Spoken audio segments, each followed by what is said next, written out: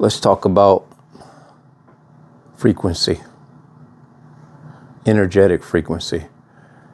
When you met some of the toxic people you met from the past,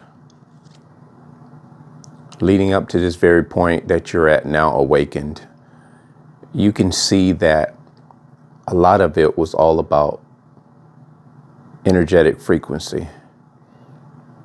And energetic frequency, where it concerns you, the empath, awakened now, is a lot different than the energetic frequency you had before you knew that you were walking prey.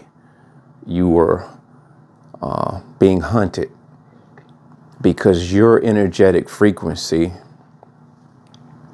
is something that dark energy relishes.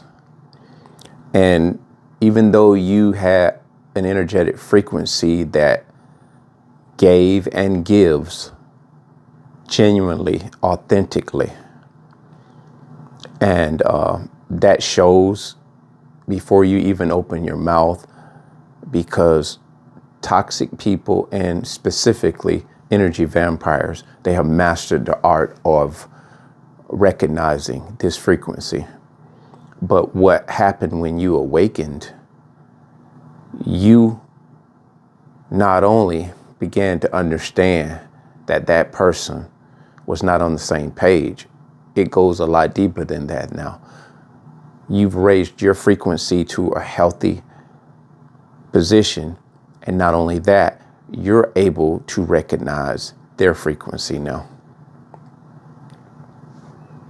And so before, it was an uneven battle, if you want to use that word, battle, because we are in a battle for survival, whereas it concerns spiritual warfare. This is a battle. And if anybody don't want to see it that way,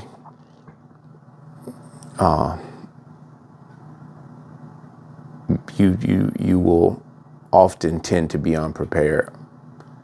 And when the battle ensues and you are assaulted psychologically, mentally, emotionally, you will either relent, be thrown into confusion, or you will retreat and submit, or buy into the manipulation and the assault. But when you're awakened, you can see it many, many miles away. When you walk into a room, that room shifts, it still shifts. But the difference is you're more observant to what's going on within that room and around that room. You do this without trying. You do it because of your strong awareness of being able to understand that energetic frequencies are all around us. You carry an energetic frequency, and that energetic frequency is to be protected. And this is why relationships in the past, be it romantic or just cordial relationships, friendships, you can look back and see why they ended in the way that they ended. Because you were in the past wondering, what did I do wrong? It was what you did right. It was what you did right. You lived from an ethical, authentic point of view or perspective or position. And because that authentic position that you had some continuity, it had some consistency, as opposed to the toxic people you were invested with. They couldn't stand your consistency.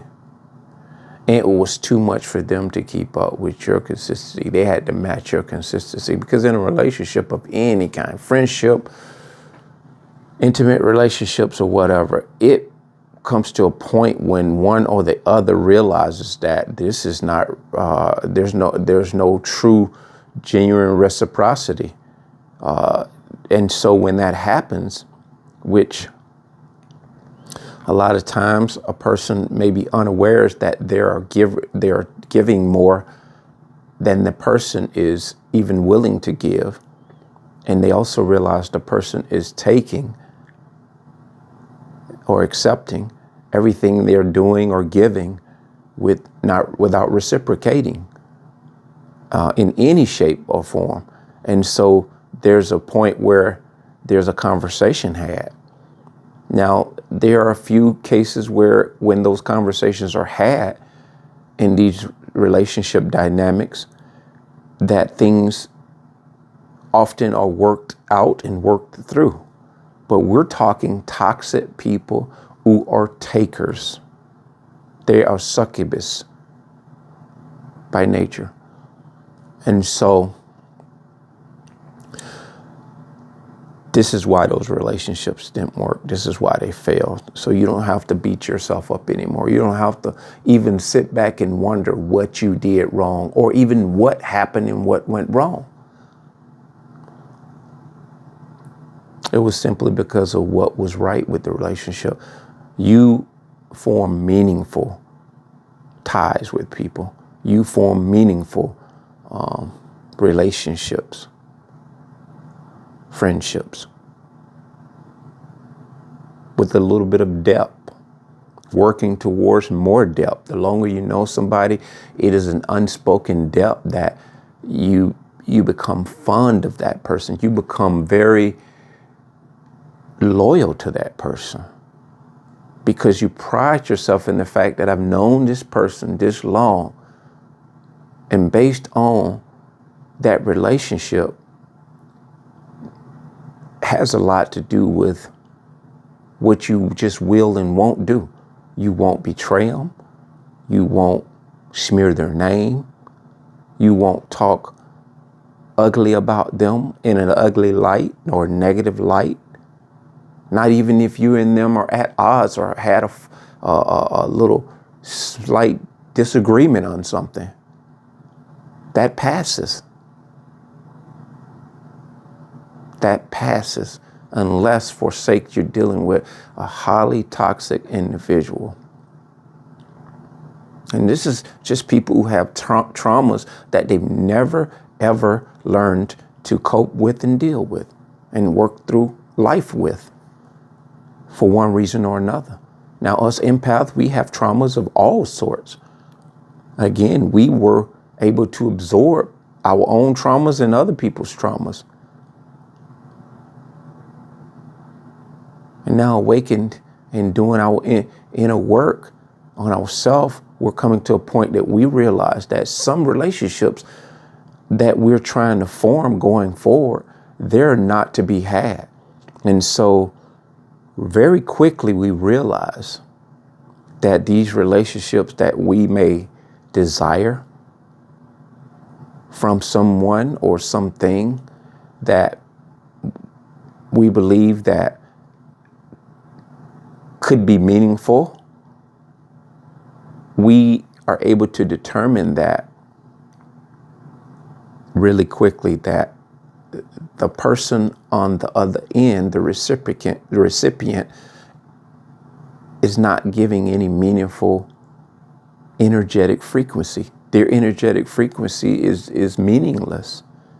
And you can, just like the narcissist did before you awakened, we are able to detect energetic frequencies unlike ever before.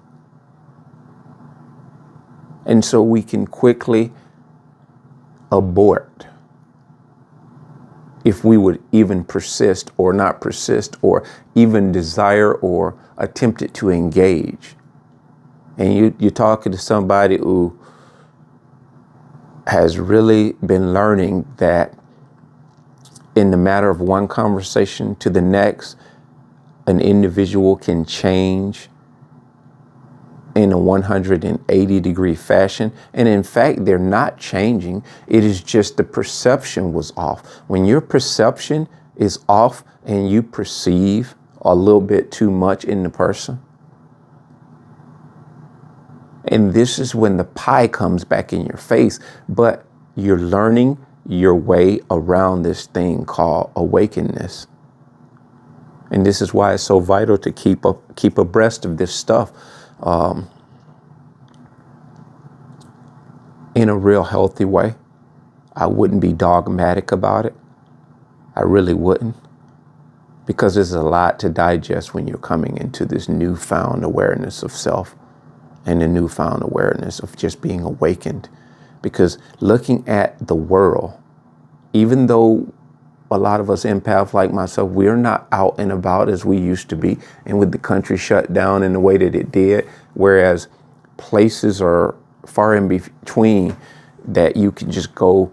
It's not a place to go on every corner to do different things. It's limited, especially in this area. And I'm sure it's pretty much that way everywhere. If you're going somewhere that's got festivities, you're going to pay through the nose. So for that reason, with the economy, a lot of people are just, they're doing a lot less going out as we did before the pandemic. And the economy did that. And so a lot of people are just, back to what I'm saying is with empath, we don't go out as much as we probably once did, but we can see just looking at all the affairs that are happening in the world, around the world, whether we're getting it through our social media, we just see the way people move. We see the way people move, and it's telling. It is very telling. They have very short attention span. They have very short-lived interactions that have any type of meaning. Everything is all surface stuff. It's all superficial. And when the groupings try to be excited about something, it is the excitement that we empaths awaken, observe. We can see the fictitiousness, the fakeness, if that's the better word. We can sense it, we can see it. Not so much with these. With these, we can see, sense, and detect that energetic frequency that is very low. And it's like they're trying to superimpose this excitement, and it's coming from a place that is so unauthentic. And this is not placing judgment on anyone. It is what it is. We see it, we sense it, observe it, detect it. The energetic frequency is everything. This applies even in spiritual circles, because if you truly understand energetic frequencies, spiritual frequencies work in the very same way.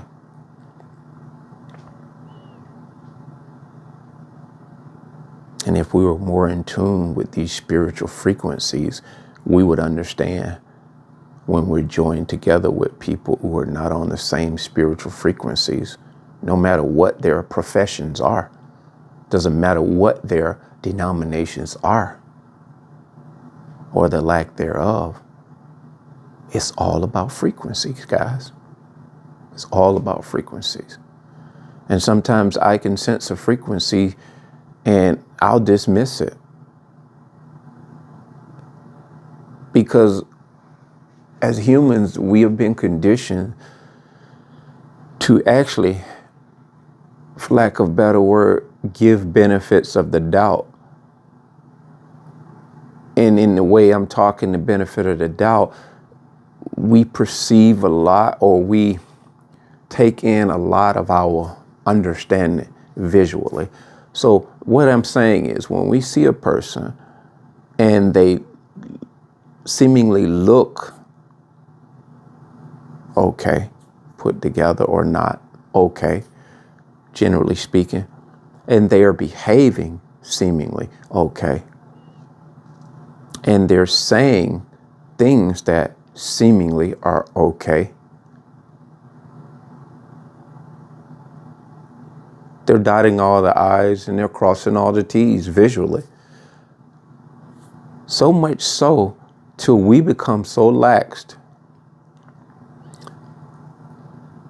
And that intuition is kicking us in the knee saying, hey, tone that down visually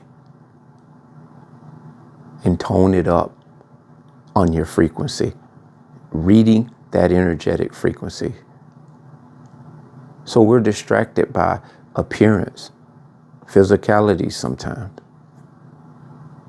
a gesture, smile, a laugh. Remain a little more stoic, and I believe a lot of the things that we miss, we won't miss. I mean, you're already deemed weird. You're already deemed, whether you are hearing about it or not, if you're awakened and you're in tune, you're an oddball. You are an oddball in the grand scheme of things. And that is a big part of growth, when you can understand that whatever label that you've been given, you don't